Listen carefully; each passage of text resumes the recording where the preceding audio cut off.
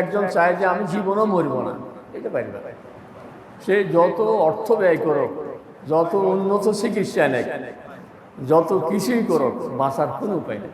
এই জন্য দুইটা লাইন লেখা ছিল যে মানুষ বাঁচতে চায়, মৃত্যু থেকে বাঁচতে চায়, তো বাঁচার কোনো উপায় নেই। কিন্তু জাহান্নাম থেকে বাঁচতে চায় না, কিন্তু ইচ্ছা করলে সে বাঁচতে পারে। এই জন্য দুনিয়া অল্প সময়ের জন্য আমরা আসছি, জান্নাত থেকে যাব আবার ইনশাআল্লাহ জান্নাত। এই জন্য মাঝখানের এই সময়ে যেন আমাদের জান্নাতি চরিত্র নষ্ট না হয়। জান্নাতি মানুষের একজন লোক খুব ভালো হইলে সবাই বলে যে একজন বেহেশতি মানুষ দেখিয়েছে, তার কথাবার্তা, আচার আচরণ মনে হয় যেন একজন জান্নাতি মানুষ। এটা আমাদের ধারণা যে জান্নাতি মানুষ এরকমই, এটা ধারণা করতেছে। যেরকম বেশি সুন্দর হইলে আমরা বলি একজন ফেরেশতার মতো, এত সুন্দর মনে হয় ফেরেশতা। ফেরেশতা তো কখনো দেখিনি আমরা, কিন্তু তারপরেও বেশি সুন্দর হইলে বলি ফেরেশতার মতো।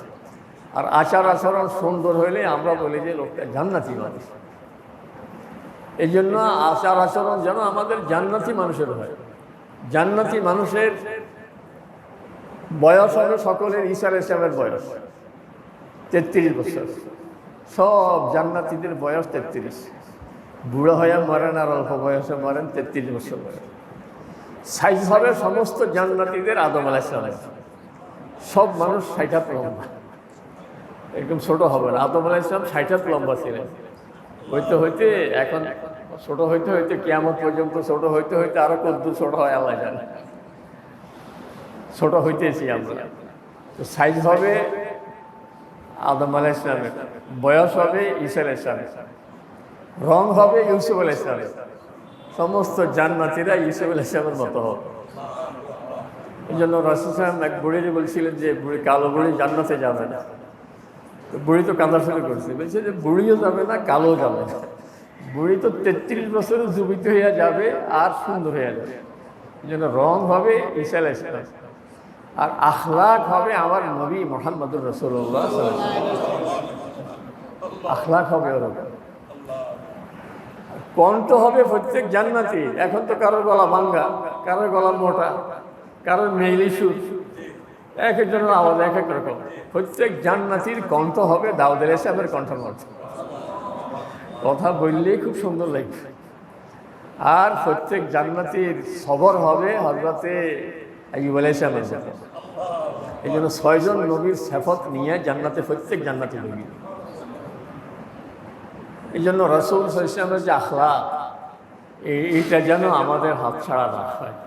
ওই আখলাকে জান্নাত থেকে আসছি আবার জান্নাতে যাব, মাঝখানে দুনিয়ার লোভ লালসায় একজনের সাথে দুর্ব্যবহার করি, দুনিয়ার স্বার্থেই করি।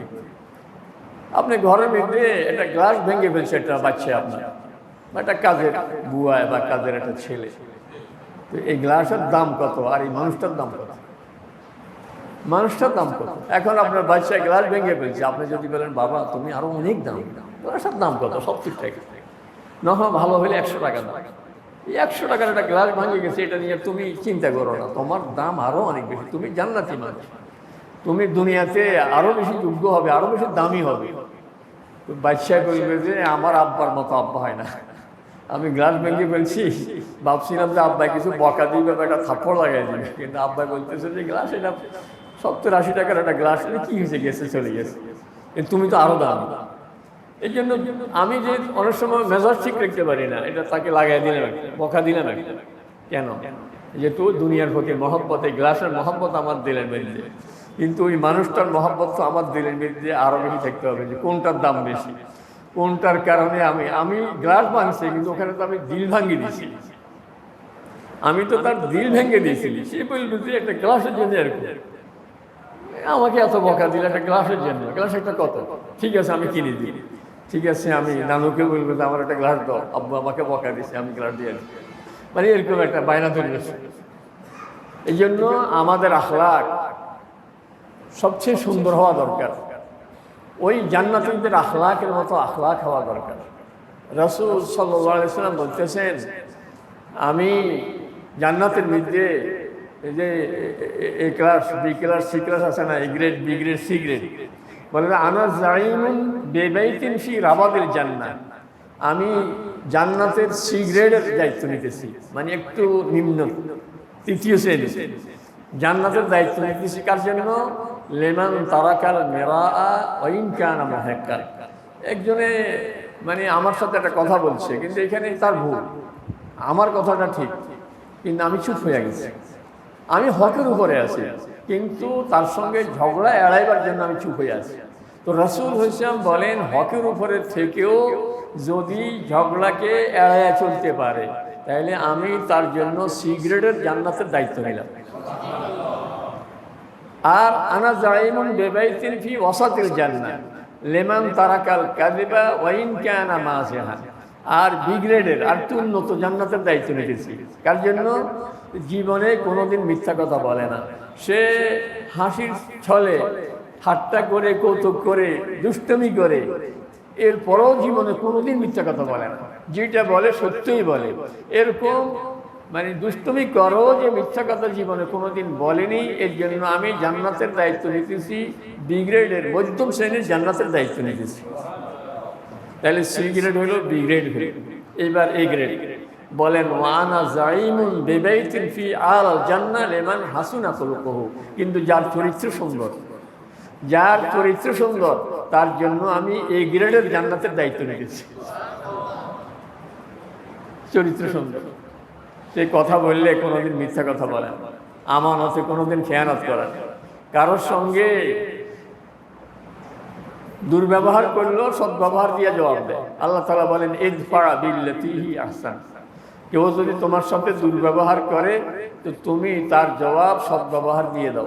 ফাইদাল্লাযী বাইনাকা ওয়া বাইনাহু আদাওয়া, দেখবে যে তোমার শত্রু ছিল, কাআন্নাহু ওয়ালিয়্যুন হামীম, সে তোমার অন্তরঙ্গ বন্ধু হয়ে যাবে, সে অন্তরঙ্গ বন্ধু হয়ে যাবে। তাহলে দুর্ব্যবহারের জবাব সদ্ব্যবহার দিয়ে দেওয়া, দুর্ব্যবহার জবাব সদ্ব্যবহার দিয়ে দেওয়া। এক সাহাবী হযরতে আমর ইবনে আবাসা রাদিয়াল্লাহু তাআলা আনহু, উনি রাসূল সাল্লাল্লাহু আলাইহি ওয়াসাল্লামকে জিজ্ঞাসা করতেছেন, ইয়া রাসূলুল্লাহ মাল বির, নেকামল, নেকামল বেরুন কি নেকামল? এই যে হাদিসে আছে যে হজ্জে মাবরুর, হজ যদি হজ্জে মাবরুর হয়, তাহলে ওই হজের পুরস্কার হলো নিশ্চিত জান্নাত। এই মাবরুর কি? বেরুন থেকে মাবরুর। ওই রাসূল বলেন বেরুন হইল হোসনুল খুলুক, চরিত্র সুন্দর। যেমন হজে গেছেন, হাজি সাহেব সঙ্গী একই রুমের মধ্যে, পাশাপাশি রুমে এক গ্রুপে 40 জন,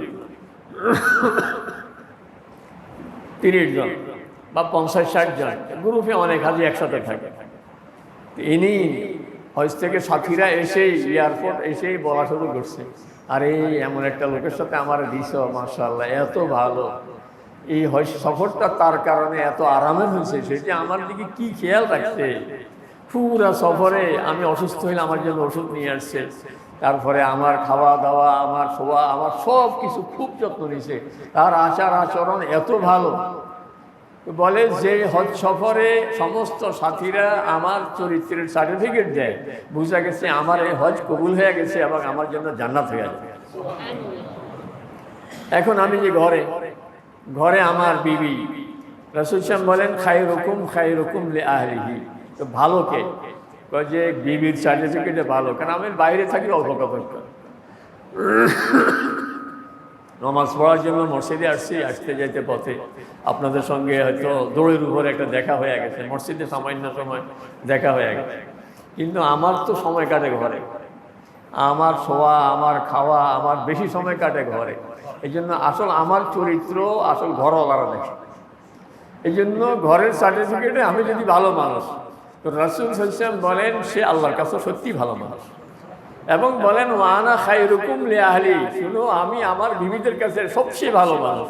এই জন্য প্রথম যখন ওহী আসছে, গারে হেরা থেকে এসে হযরতে খাদিজা রাদিয়াল্লাহু তাআলা আনহাকে বলতেছেন যে আমি মনে হয় মরে যাব, কারণ আমার খুব ভয় লাগতেছে, আমাকে একটা চাদর চাপা দিয়ে দাও, একটা কম্বল চাপা দিয়ে দাও, আমার খুব ভয় লাগতেছে। তো খাদিজা রাদিয়াল্লাহু তাআলা আনহা তখন কি বলতেছিলেন? ঘরের বিবি কি সার্টিফিকেট দিতেছেন? কে জানি মরলেও মরতে পারেন, আপনার চলাহারা ঠিক আছে নি, এরকম কথা নিয়ে বলছিল। বলেন কাল্লা ওয়াল্লাহি লা ইউদাইয়াকাল্লাহু আবাদা, আমি আল্লাহর কসম করি বলি আপনার কোনো ক্ষতি হবে না। আল্লাহর কসম করি বলি আপনার কোনো ক্ষতি হবে না। কারণ একজন মানুষের যত গুণ, ইন্নাকা তাসদুকুল কাওল, কারণ আপনার জীবনে আপনার কাছ থেকে কোনোদিন মিথ্যা কথা আমি শুনিনি, আমানতের খেয়ানত কোনো দেখিনি। আপনি দুর্বল অসহায় মানুষের কোনোখানে বিপদে পড়লে আপনি ঝাঁপিয়ে পড়েন, মেহমান আসলে মেহমানের মেহমানদারি করেন। যত রকমের ভালো গুণ একজন মানুষের থাকার দরকার সমস্ত গুণ আল্লাহ তাআলা আপনার মধ্যে দিয়েছে। কাজে আমি কসম করি বলি আপনার কোনো ক্ষতি হবে না। খাদিজা রাদিয়াল্লাহু তাআলা না বিবাহের আগে নিজের গোলামকে সাথে দিয়ে নিজের কিছু মাল ধন সম্পদ ব্যবসার জন্য রাসূলকে দিয়েছে। কারণ এর আগে অনেককে সালাম দিয়েছে, ব্যবসা করি কিছু ব্যবসা পাবে, সংসার চলবে, খেয়াল যাকে দেয় সে বাউসার মিলিয়ে দেয়, খরচ এই খরচ সেই খরচ, মানে শুধু বাউসার মিলিয়ে দেয়। যখন রাসূল সাল্লাল্লাহু আলাইহি ওয়াসাল্লামের সাথে মাইসারাকে দিয়ে দিয়েছে, গোলামকে দিয়ে দিয়েছে, আর বাস্তবে মালের হিসাব দিয়েছে, তো খাদিজা রাদিয়াল্লাহু তাআলা হিসাব দেখে তো আশ্চর্য যে এরকম আমানতদারি এর আগে তো কারোর কাছ থেকে পাইনি। আর মাইসারা এসে রিপোর্ট দিতেছে যে এরকম আখলাক জীবনে আমি কারো দেখি, তো নিজে বিয়ের জন্য ব্যস্ত হয়ে গেছে যে এরকম লোকের কাছে আমার বিয়ে হওয়া দরকার। এই জন্য আল্লাহ রাসূল সাল্লাল্লাহু বলেন আনা খায়রুকুম লি আহলি, যে আমি আমার বিবিদের কাছে সবচেয়ে উত্তম মানুষ। ওয়াইজা বানাইতা ফাদুনা ওয়াইজা তানাইতা ফাখায়রু জাওজিন ইশরাতান ওয়াইজা ইতানাইতা ফাদুনাকা লা বাও। এক কবি বলতেছিলেন আপনি স্বামী হিসাবে বিবেচনা করলে আপনার মতো স্বামী হয় না, আর বাবা হিসাবে চিন্তা করলে ফাতেমা রাদিয়াল্লাহু তাআলার বাবা রাসূল যখন বাইরে থেকে আসতেন নিজের ঘরে না গিয়ে ফাতেমা রাদিয়াল্লাহু তাআলার ঘরের সামনে দাঁড়ায় বলতেন আইনা লুকা, আইনা লুকা। আমাদের লক্ষ্মীপুরে একজনের নাতির নাম রাখছে লুকা। আমি বললাম যে এই নাম পাইলেন কোথায় আপনি? কোথায় পাইলেন? লুকা মানে আমাদের দিকে আমরা কি বলি, লেদা লেদা বাবু এরকম বলি না, এখন বাবু বলে, কিন্তু আগে দেখতাম শুধু লেদা কই লেদি কই এরকম বলতো না। তো আরবিতে বলে লুকা, যে বলতেন এই লুকা কই, বাবু কই। হাসান হোসেন রাদিয়াল্লাহু তাআলা আনহুমা ওনাদেরকে নিয়ে আসতেন, কোলে নিতেন, এদেরকে আদর করি তারপরে নিজের ঘরে যেতেন। বাবা হিসাবে সন্তানদের সঙ্গে সম্পর্কটা গেল। এই জন্য কবি বলতেছেন যে বাবা হিসাবে চিন্তা করি তো আপনার মতো বাবা হয় না, স্বামী হিসাবে চিন্তা করি তো আপনার মতো স্বামী হয় না। এই জন্য বলতেছি আমি ঘরের মধ্যে আমার সময় কাটে বেশি, আমার ঘর থেকে আমার সন্তানরা আমার বিবি যদি সার্টিফিকেট দেয় যে সত্যি আমি একটা খুব ভালো মানুষ, তাহলে আল্লাহ রাসূল সাল্লাল্লাহু আলাইহি ওয়াসাল্লাম বলেন খায়রুকুম লি আহলিহি, ঘরের সার্টিফিকেটে যে ভালো সে আল্লাহ তাআলার কাছেও ভালো। এরপরে রাসূল সাল্লাল্লাহু আলাইহি ওয়াসাল্লাম বলেন পাড়া প্রতিবেশীর সার্টিফিকেটে যে ভালো সে ভালো, কারণ আমাকে চিনি আমার প্রতিবেশী, কারণ আমার গাছের ডাল তার দিকে যায়, আবার তার ডাল ফেলা আমার দিকে আসে, আমারটা তো তার দিকে যায় আমি চুপ, আর তার একটা ডাল আমার দিকে আসে কাটে তারটা বরদাস্ত করতে পারি না। আমার হাঁস মুরগি তার দিকে যায়, কিন্তু তার একটা আসলে আমি পা ভেঙে দিই, মানে তার কোনো ক্ষতি আমার বরদাস্ত হয় না, কিন্তু আমার দ্বারা তার বহুত ক্ষতি হয়ে যাচ্ছে।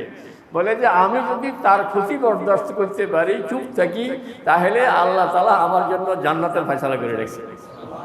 এক সাহাবী আব্দুল্লাহ ইবনে মাসউদ রাদিয়াল্লাহু তাআলা উনি দেখলেন যে রাসূল সাল্লাল্লাহু আলাইহি ওয়াসাল্লাম কথা বলতেছে কার সঙ্গে, দূরে বসে আছেন বা দাঁড়ায় রয়েছে।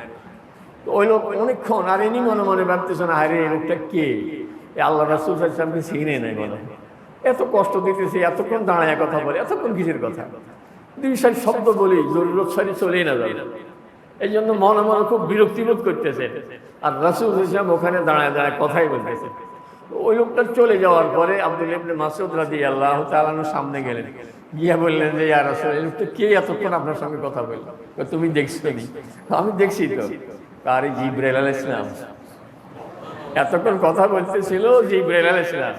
আরে কথা তো বলতেছিল একটা প্রসঙ্গ নিয়েই, মাযালা জিবরিলু আলাইহিস সালাম ইউসিনি বিল জার। আরে প্রতিবেশীর সঙ্গে সদ্ব্যবহার করার জন্য এত বেশি কথা বলতেছিল, হাত্তা জানান্তু আন্নাল্লাহ সাইয়্যিসুহু, আমার মনে মনে ধারণা হচ্ছিল আল্লাহ তাআলা কোনো এই আয়াত হুকুম নাজিল করে নাকি যে প্রতিবেশী মারা গেলে পাশের লোকটা এই পরিমাণ টাকা জমি পাবে। যেরকম ছেলে পাবে, মেয়ে পাবে, বউ পাবে, মা পাবে, বাবা পাবে, প্রতিবেশীও পাবে, এই কথাটা বলি যায় নাকি, এই চিন্তা হচ্ছিল আমার। রাসূল বলতেছিলেন আল্লাহর কসম ঈমান নেই। এখন সাহাবায়ে কেরাম তো ভয় পেয়ে গেছে, কার কথা বলে? কারণ রাসূল সাল্লাল্লাহু মুখ থেকে যদি কুফরি বেঈমানির সার্টিফিকেট হয়, কিয়ামত পর্যন্ত ঈমানের সার্টিফিকেট দেওয়ার মতো আর কোনো নবী তো আসবে না। খুব ভয় পেয়ে গেছে। 3 বার বলার পরে এক সাহাবী খুব সাহস করে ভয় করে একটু সাহস করে জিজ্ঞেস করলেন, ইয়া রাসূলুল্লাহ, মান ইয়া রাসূলুল্লাহ? ইয়া রাসূলুল্লাহ, কার কথা বলতেছেন? কয় যে মান লা ইয়ামানু জারুহু বাওয়াইকাহু, যার ক্ষতি থেকে প্রতিবেশী বাঁচতে পারে। যে সব সময় প্রতিবেশীর ক্ষতির চিন্তায় থাকে, তার কোনো ভালো দেখলে কিভাবে ক্ষতি করা যায়। তার মেয়ের বিয়ের জন্য আসলে পিছু পিছু যাইয়া দোকানে বলে আসে, কই গেছিলেন? আপনার পাশার বাসায়। ঠিক আছে, যান, বিপদে পড়লে পরে আমাদের কাছে আসবেন আর কি, আগে তো কিছু জিজ্ঞেস করেন না, বস কথা একটা লাগাই দিল। ফিন মারেনি, ফিন লাগাই দিল, এটা আলফিন লাগাই দিল। ওই লোক তো যেতে যেতে চিন্তা করতেছে যে কি ব্যাপারটা কি, যদি ভালোই হইতো আবার এদের কাছে আশা লাগবে কেন, তাহলে তো বুঝলে কিছু আত্মীয়তা করি ভেজালে লাগাই দিলে কথায় কথায়। এই জন্য প্রতিবেশীর ক্ষতি যে করার চিন্তা করে, আল্লাহ রাসূল সাহেব বলতেছেন এ লোকের ঈমান নাই। এই জন্য রাসূল সাহেব বলেন যে কিয়ামতের ময়দানে আমলের যে মাফ হবে, কোন আমলের ওজন বেশি? মা মিন শাইইন আসকালা ফিল মিজান ইয়াউমাল কিয়ামাতে মিন হুসনিল খুলুক। রাসূল সাহেব বলেন সুন্দর চরিত্রের ওজন, নামাজের ওজন, রোজার ওজন, যাকাতের ওজন, হজের ওজন, সবচেয়ে ওজনই হলো সুন্দর চরিত্র। একজনের চরিত্র সুন্দর, সে ফরজ নামাজ কোন রকম পড়ে, রমজান মাসে রোজা রাখে, এত নফল রোজা রাখে না, এত নফল তাহাজ্জুদ, আওয়াবিন, চার্চ ইত্যাদি এমন পড়ে না, কিন্তু আখলাক খুব সুন্দর। কিয়ামতের ময়দানে দেখা যাবে আখলাকের কারণে তার দাম আল্লাহ তাআলার কাছে অনেক বেশি, কারণ এটার দাম অনেক বেশি, আখলাকের দাম বেশি। আপনি দুর্ব্যবহার যদি আমার সাথে কেউ করে, তো আমার পক্ষে আল্লাহ তাআলা একজন ফেরেশতা মোতায়েন করে দেন, ওই ফেরেশতা আমার পক্ষ হইয়া ওই লোকের জবাব দিবে। রাসূল সাল্লাল্লাহু আলাইহি ওয়াসাল্লামের সামনে আবু বকর রাদিয়াল্লাহু তাআলা আনহুকে একজনে একটু শক্ত কথা বলতেছিলেন, রাসূল বসা, আবু বকর রাদিয়াল্লাহু তাআলা চুপচাপ, ওই লোক বলতেছে তার ভাষায় যেভাবে বলার বলতেছে, আর রাসূল মুস্কি মুস্কি হাসে। ওই লোককে বলে না, যাই বেটা, চিনো না আবু বকরকে? উম্মতের মধ্যে 1 নম্বর ব্যক্তি, আমার সাথে গাড়ে সাওরের সাথী। কিছুই বলে না, চুপচাপ। অনেকক্ষণ শোনার পরে আবু বকর রাদিয়াল্লাহু তাআলা মানুষ তো কথা একটা বলে ফেলেছে, মানে ওই লোকের একটা উত্তর দিচ্ছে। উত্তর দেওয়ার পরে রাসূলটা নাচতে উঠে যাওয়া শুরু করছে, আর চেহারা একটু মলিন হয়ে গেছে। আবু বকর রাদিয়াল্লাহু তাআলা পেরেশান হয়ে গেলেন, দৌড়ে গিয়ে বললেন, ইয়া রাসূলুল্লাহ, এই লোকটা এতক্ষণ আমারে বলল আর আপনি কিচ্ছু বললেন না, আর আমি একটা জবাব দিয়েছি আর আপনি নাচতে উঠে গেলেন, আবার রাগও করলেন, চেহারা মলিন করলেন। রাসূল সাহেব বলেন যে তুমি যে চুপ ছিলে, একজন ফেরেশতা ওই লোকের প্রত্যেকটা কথার উত্তর দিতেছিল, এই জন্য আমি হাসতেছিলাম। আর তুমি যখন উত্তর দিছ, ফেরেশতা চলে গেছে, সাথে সাথে একটা শয়তান তার পক্ষে দাঁড়ায় গেছে। এখন শয়তান যেখানে আছে ওখানে তো আমি থাকতে পারিনি, এই জন্য আমি উঠে গেছি। এই জন্য আমার আল্লাহ বলতেছে, ইদফা বিল্লাতি হিয়া আহসান, দুর্ব্যবহারের জবাব সদ্ব্যবহার দিয়ে দাও। একটা হলো আদল, আর হলো ইহসান, আর হলো ঈসা। আদল তো হইল মানে বরাবর, সমান সমান, মানে আপনার কাছে 10 টাকা পাবে তো 10 টাকায় দিয়ে দিলেন, এটা ইনসান। আর ইহসান হইল 10 টাকা পাবে তো একটু বাড়াইয়া দিলেন, 10 টাকা দেওয়ার সময় সাথে কিছু নিয়েও গেলেন, যে ভাই আপনি তো কিছু টাকা পাবেন, আসতে আপনার জন্য কিছু নিয়েও আসে। ওই লোক নিতে চাই না, তারপরে বললেন যে ভাই এটা এমনি হাদিয়া হিসাবে নিয়ে আসি, ইহসান করলেন। আর ঈসার হইল মানে নিজের খুব প্রয়োজন, নিজে না খেয়ে আরেকজনকে খাওয়াইয়া দেওয়া। যারা রাসূলের মেহমান আসছে, বললেন কে নিবে? এক সাহাবী বললেন আমি। বাড়িতে গিয়ে ঘরে গিয়ে বিবিরে বললো যে কি আছে, বললো যে খাবার তো এত কম, আমরা 2 জন খেলে বাচ্চাদের হবে না, বাচ্চারা খেলে আমাদের হবে না। যে তাইলে এক কাজ করো, মেহমান তো রাসূল সাল্লাল্লাহু আলাইহি ওয়াসাল্লামের মেহমান, বাচ্চাদেরকে কোনো রকমের ঘুম পাড়ায় দাও, আর তুমি খাবারটা রেডি করে আমার সামনে আর আমার মেহমানের সামনে দিয়ে দাও। আমরা খেতে বসলে তুমি কৌশল করে বাচ্চাটা নিবে আসবে। হয়তো পর্দার কাপড় থাকলে জোরে একটা না দিলে বাতি স্যার একবার নিবি যাবে, তখন তো আর কারেন্টের বাতি ছিল না যে নিবে। তো আমি মেহমানকে খাওয়াই দিব, আমি খাবো কিন্তু খাবার কম। তো উনি একে ফ্লেটে বসছে মেহমান সহ, হাত নাড়তেছে, মেহমান মনে করতেছে খাচ্ছেন, আর অন্ধকারের মধ্যে মেহমান পেট ভরে সব খেয়ে ফেলছে। ওইদিকে আল্লাহ তাআলা ফেরেশতা জিবরাইল ইসলামকে পাঠাইয়া রাসূলের কাছে পাঠিয়ে দিয়েছেন, ওয়ায়ুসিরুনা আলা আনফুসিহিম ওয়ালাউ কানা বিহিম খাসাসা, পেটে ক্ষুধা রেখে অন্যকে খাওয়াইয়া দেয়। সকালবেলায় যখন রাসূলের খেদমতে গেছেন তো বলতেছেন, কি কাম করছো রাত্রে, তুমি কি কাম করছো রাত্রে? আল্লাহ তাআলা তো আরশ আজিম থেকে জিবরাইল ইসলামকে পাঠিয়ে দিয়েছেন যে নিজে না খেয়ে অন্যকে খাওয়াইয়া দেয়। এটা হলো সাহাবায়ে কেরামের চরিত্র, এটার নাম ঈসা। আদল, এরপরে উন্নত হলে ইহসান, এরপরে হলো ঈসা। একবারে নিম্ন হলো আদল, ইনসাফ করা, আমার কাছে টাকা পাবে, টাকাটা তাকে দিয়ে দাও। এখন আমরা তো একবারে শেষ পর্যায়ের বিদ্যমান, কত লোক টাকা পাবে আমার কাছে, দেওয়ার চিন্তাও করি না, কি বুদ্ধি, হাসর ময়দানে সেও উঠবে, আমি উঠবো, টাকাও তো উঠবো, সেটা দিয়ে দিবে। এইসব সালাকি চলবে নাকি? সেদিন টাকা আপনাকে দেওয়ার জন্য কোনো টাকা থাকবে না। ইয়াউমা লা ইয়ানফাউ মালুন ওয়ালা বানুন, সেদিন কোনো সম্পদ থাকবে না হাতে, একবারে খালি হাত উঠে লাগবে, কিছুই থাকবে না, থাকবে শুধু আমল, থাকবে শুধু গুনাহ আর নেক আমল। এখন ওই টাকার বিনিময়ে নিজের জিন্দেগির সমস্ত আমলগুলি তাকে দিয়ে দেওয়া লাগবে। এই জন্য শরীয়তের চারটা দিক আছে, চারটা বিষয়, মূল বস্তু চারটা: ঈমান, আখলাক, ইবাদত, মুআমালাত। চারটা দিক: ঈমান, আখলাক, ইবাদত, মুআমালাত। চারটা দিক। ঈমান হলো এক নম্বর, আর ঈমানের পরে হলো আখলাক। এই জন্য রাসূল সাল্লাল্লাহু আলাইহি ওয়াসাল্লাম মক্কা শরীফে কি শিখিয়েছেন? ঈমান, আখলাক, ঈমান, আখলাক। তো সাহাবায়ে কেরাম এমন আখলাক ওয়ালা বলেছেন, দুনিয়ার যেখানে গেছেন ওনাদের আখলাক দেখে মানুষ মুসলমান হয়ে গেছে। আমি গত 2 বছর আগে যে কোরিয়া গেলাম, তো ওখানে বাংলাদেশি যারা আছে বিভিন্ন লাইনে দিনের কিছু কাজ করে, তাবলীগের লোকও আছে, অন্য লাইনেরও আছে। তো তাবলীগের কিছু সাথী আমার খবর পেয়ে ওখানে ছুটে আসছে দেখা করার জন্য। তো বললাম যে আপনাদের দাওয়াতে কিছু মুসলমান হয়েছে এখানে? বলে যে না, দাওয়াতে মুসলমান হয়নি। তাহলে কীভাবে হয়েছে? একজনে বললো যে আমার সাথী একজন মুসলমান হয়ে গেছে, কারণ আমি আর সে একই ফ্যাক্টরিতে কাজ করতাম, ওর বাসাটা ছিল দূরে, আমারটা হলো কাছে। এখন দুপুর বেলায় বা যে সময় একটু রেস্টের একটু 2 ঘন্টা 4 ঘন্টা ফাঁকে বিরতি আছে, তো বিরতির সময় সে বললো যে আমি অত দূর আসা যাওয়ায় তো সময় পার হয়ে যাবে। তো আমি তারা বললাম তুমি আমার বাসায় একটু আরাম করিও। তো আমার বাসায় সে যখন আরাম করতে আসে, আমি শুই না, তারা শুইতে দিই। আমি টুকটাক অন্যান্য কাজ করিডোর এবার নিচে ফ্লোরে শুয়ে থাকি। কয়েকদিন না যেতেই এই ইসলাম সম্পর্কে জানতে চেয়েছে যে এটা কেন এটা করে না বলে। আমি বললাম আমাদের মুসলমানদের দায়িত্ব নিজের প্রতিবেশীর সঙ্গে, নিজের পাশের লোকের সঙ্গে সদ্ব্যবহার করা। কারণ আল্লাহ তাআলা বলছেন ওয়াসাহিবি বিল জাম, তোমার অফিসের সাথী, তোমার ক্লাসের সাথী, বাসের সিটের সাথী, যে সাময়িক অল্প সময়ের জন্য তোমার সঙ্গী হয় তার সঙ্গে তুমি সদ্ব্যবহার করো, এটা আমার আল্লাহর নির্দেশ। তো ওই লোকটাই অল্প কতক্ষণ ইসলামের কথা বলার সাথে সাথে মুসলমান হয়ে গেছে। তো বলে যে মুসলমান হয়েছে তো আখলাকের কারণে মুসলমান হয়েছে, ওয়াজের কারণে হয়নি। হযরত জাফর ইবনে আবু তালেব রাদিয়াল্লাহু তাআলা আনহু হাবশাতে সাধারণ মানুষ, বড় বক্তা নন, বড় রাজনীতিবিদ নন, কিন্তু আরব জাহানের সবচেয়ে বড় রাজনীতিবিদ, যার সম্পর্কে মক্কার লোক বলতো যে ওহি আসলে এই লোকের কাছে না আসা দরকার, কারণ এই হলো রাজনীতির মানুষ, দুনিয়া কন্ট্রোল করতে পারে। এলো আমর ইবনুল আস রাদিয়াল্লাহু আনহু পরবর্তীতে মুসলমান হয়েছেন, কিন্তু তখন তিনি মুসলমান ছিলেন। তাকে পাঠিয়ে দিয়েছে মক্কার লোকেরা হযরত জাফর সহ এই সঙ্গীদেরকে ধরে নিয়ে আসার জন্য।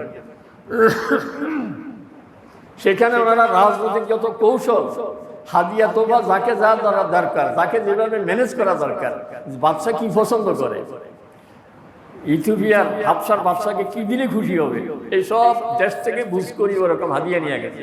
শুনছে যে ইথিওপিয়ার বাদশা মক্কার আরবের চামড়ার ব্যাগ, চামড়ার ব্রিফকেস, চামড়ার জুতা, চামড়ার জিনিস পছন্দ করে, এখান থেকে যেতে ভালো ভালো চামড়ার জিনিস নিয়ে গেছে। নিয়ে বাদশাকে মন্ত্রীদেরকে সব হাদিয়া দিয়ে ম্যানেজ করে সকালবেলা গিয়ে আমরা দরবারে হাজির যে আমাদের দেশের কিছু পাগল ছাগল আপনার দেশে এসছে, কাজে আপনার দেশের বদনাম করবে, আমাদেরও বদনাম করবে, আমাদের পাগল আমাদেরকে দিয়ে দেন, আমরা নিয়ে যাই।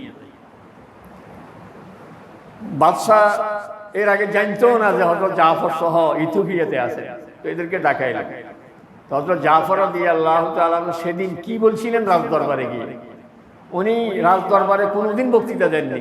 রাজার সামনে বাদশার সামনে কিভাবে বলতে হয় সেটা জানেন না। পরামর্শ হয়েছে যে কে কথা বলবে, বাকিরা কি করবে, সব পরামর্শের ভিত্তিতে সিদ্ধান্ত উনি কথা বলবেন। উনি গিয়ে শুধু আখলাকের কথা বলছেন, বলছে যে আমরা চুরি করতাম, মক্কার লোক চুরি করতাম, হাজিদের মাল লুট করতাম, আমরা জিনা করতাম, আমরা মদ খেতাম, যত খারাপ সব চরিত্র আমাদের মধ্যে ছিল, আর আমরা মূর্তি পূজা করতাম। আল্লাহ তাআলা এক রাসূল আমাদের মধ্যে পাঠিয়ে দিয়েছেন, যিনি আমাদেরকে সব খারাপ চরিত্র থেকে ভালো হওয়ার জন্য আমাদেরকে উদ্বুদ্ধ করেছেন। আমরা যখন খারাপ ছিলাম এদের কাছে আমরা খুব দামি ছিলাম, যখন ভালো হয়ে গেছে এখন মাছ শুরু হয়ে গেছে, পিঠ বসাবার জন্য আপনার কাছে বাদশা মুগ্ধ হয়ে গেছে, মুগ্ধ হয়ে গেছে। এদিন কিন্তু হযরত জাফর কোরআন শোনানোর সুযোগ হয়নি, কারণ ইচ্ছা করি নিজে আগে বেড়ে এটা তো বলতে পারে না যে কোরআন শুনবেননি। বাদশা যদি বলে শুনবো না তাহলে তো খারাপ, এই জন্য নিজের থেকে কিছু বলেননি। আর আমরা রাত সারা রাত ঘুমাইতে পারিনি। হায় হায় রে, আমি এত বড় রাজনীতিবিদ, দেশে আমার এত সুনাম, আর এই সাধারণ একটা লোক পাবলিক, এর কথায় বাদশা মুগ্ধ হয়ে গেছে, আর আমার কথার কোনো দাম হইল না, দেশে কি বলবো। সারা রাত চিন্তা করতেছে যে কোন পয়েন্ট ধরাইয়া দিলে বাদশার মাথায় আগুন ধরাই দেওয়া যায়। চিন্তা করলো যে বাদশাকে বলবো, বাদশা আপনি তো খ্রিস্টান আর এরা তো মুসলিম, এরা তো খ্রিস্টান ধর্মের বিরুদ্ধে কথা বলে, আপনার এই দেশ নষ্ট করব। সকালবেলা গিয়ে আবার বললো, বাদশা আসল কথা তো কাল বলা হয়নি, এরা তো আপনার ধর্মের বিরুদ্ধে কথা বলে, ঈসা আলাইহিস সালাম সম্পর্কে এরা অন্য কথা বলে। তো বাদশা আবার ডাকাইল। তো হযরত জাফরকে বললো, ঈসা আলাইহিস সালাম সম্পর্কে কি বলেন আপনারা? উনি বলেন যে আমরা কি বলবো, আমাদের এই ব্যাপারে কোনো কথা নেই, কোরআন যা বলে তাই। এইবারে কোরআন শুনে এবার শুরু বলে কোরআন কি বলে। তো উনি কোরআন শরীফ কদ্দুর পড়া শুরু করছেন। এই কথায় ওই যে সপ্তম পারা আমাদের, ওয়াইজা সামিউ মা উনজিলা ইলার রাসূল তারা আয়ুনাহুম তাফিদু মিনাদ দাম'i, আপনি দেখবেন যখন এরা কোরআন শুনে এদের চোখ থেকে ঝরঝর করে পানি পড়ে। এই বাদশার কথাই আল্লাহ বলছেন। যখন হযরতে জাফর কোরআন তেলাওয়াত শুরু করছেন, বাদশা কাঁদা শুরু করছে, সাথে সাথে মুসলমান হয়ে গেছে, সাথে সাথে মুসলমান হয়ে গেছে। মুসলমান হওয়ার পরে সেই দেশে বাদশার বিরুদ্ধে একটা বিপ্লব ঘটে গেছে, সারা দেশ খ্রিস্টান, বাদশা মুসলমান হয়ে গেছে। সামরিক বিপ্লব, সাধারণ জনগণের বিপ্লব, সব বাদশার বিরুদ্ধে। বাদশা দেখলো যে বিপদ, প্রথম বিপদ তো হযরত জাফরের সঙ্গীদের উপরে আসবে, এদেরকে প্রথম পর্যায়ে শেষ করে ফেলবে।